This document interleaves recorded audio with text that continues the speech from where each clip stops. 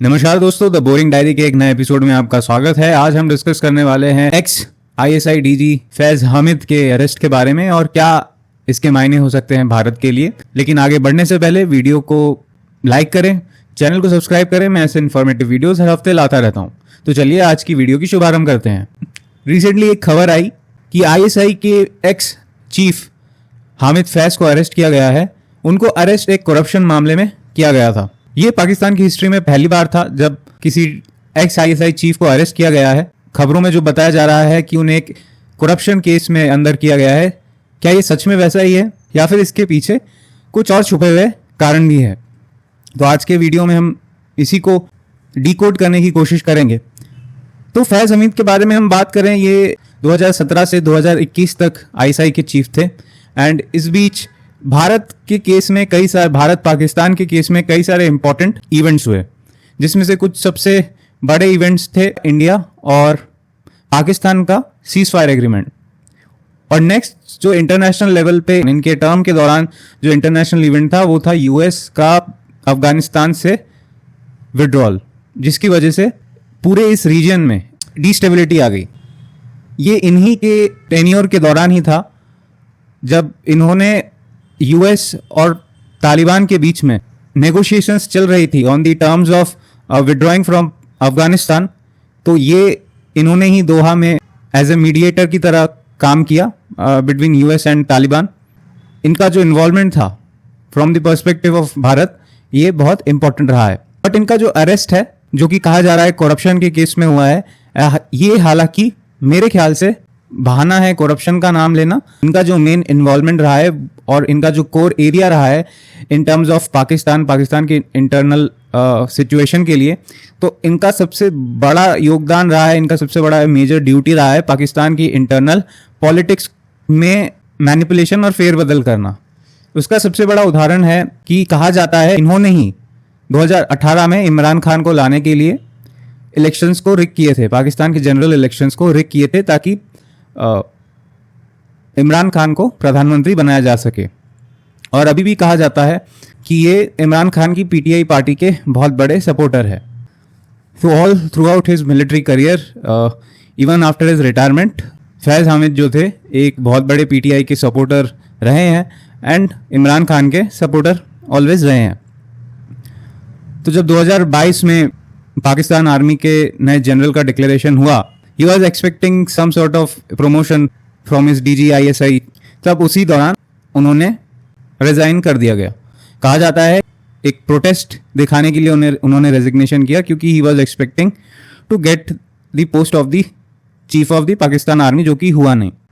उसके बाद 2022 से ही पाकिस्तान में हवाएं कुछ बदली और उनको जैसा कि लग रहा था कि अफगान में तालिबान उनके भाई है, उन्होंने पाकिस्तान में तबाही मचा के रख दी है। एंड उसी दौरान फिर से इलेक्शंस कराए जाते हैं, इनफैक्ट मैनेज किए जाते हैं, और पाकिस्तान को एक नया प्रधानमंत्री मिलता है शहबाज शरीफ के रूप में।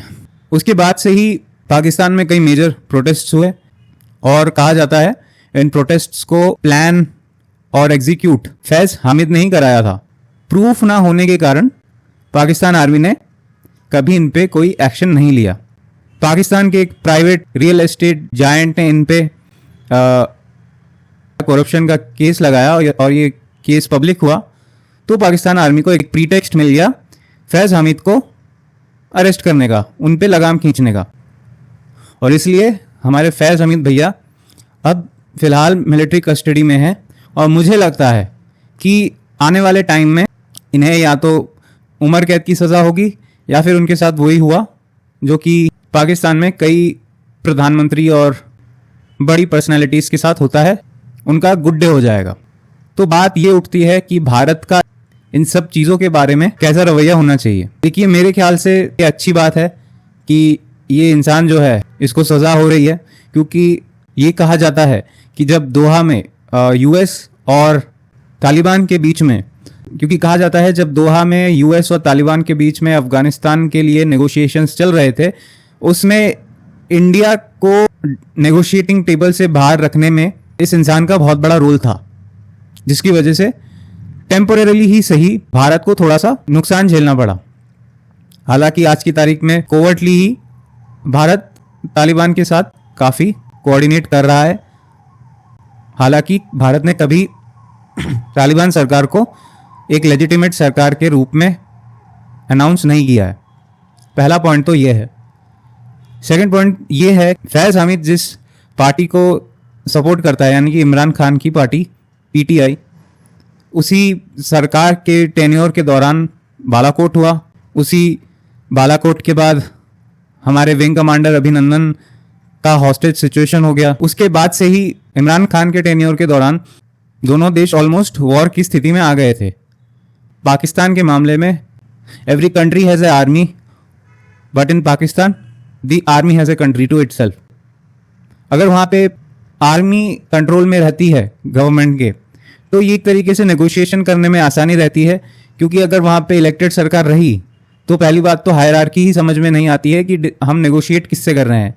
क्या हम नेगोशिएट इलेक्टेड सरकार से करेंगे तो हमारे नेगोशिएशन सही रहेंगे, या फिर अल्टीमेटली जो पावर आर्मी के पास ही है डिसीजन मेकिंग की, डायरेक्टली उन्हीं से नेगोशिएशन करेंगे, वो बेटर रिजल्ट्स यील्ड करेंगे। तो ये कन्फ्यूजन हमेशा रहेगी। अनफॉर्चुनेटली पाकिस्तान के केस में बेहतर होगा कि वहाँ पे एक ही नेगोशिएटिंग पार्टी रहे, क्योंकि वहाँ पे डेमोक्रेटिकली इलेक्टेड गवर्नमेंट्स के पास कभी भी फुल एग्जीक्यूटिव अथॉरिटी नहीं रही है। अल्टीमेटली एग्जीक्यूटिव अथॉरिटी आर्मी के पास ही रही है, और बेहतर है अगर आर्मी वहाँ पे कंट्रोल में रहे। उस केस में भारत के लिए नेगोशिएशन आसान रह जाएगी, क्योंकि हम डायरेक्टली आर्मी के साथ ही, पाकिस्तान आर्मी के साथ ही किसी भी मुद्दे पर नेगोशिएट करेंगे। आशा करता हूँ आपको वीडियो अच्छा लगा होगा। वीडियो अच्छा लगे तो लाइक करिए, चैनल को सब्सक्राइब करिए। तब तक के लिए जय हिंद।